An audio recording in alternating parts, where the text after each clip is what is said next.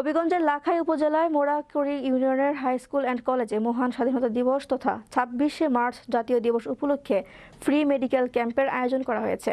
Bangabandhu medical college ও বিশ্ববিদ্যালয়ের orthopaedics বিভাগের বিভাগীয় প্রধান ডক্টর কামরুল আহসানের নেতৃত্বে ১২ জন ডাক্তারের একটি মেডিকেল টিম বিনামূল্যে চিকিৎসা সেবা দিয়েছেন। মঙ্গলবার সকাল থেকে মোড়াকুড়ি হাই স্কুল অ্যান্ড কলেজ মাঠ প্রাঙ্গণে হাজার হাজার নারী পুরুষ সহ নানা বয়সের রোগীরা চিকিৎসা নিতে আসেন।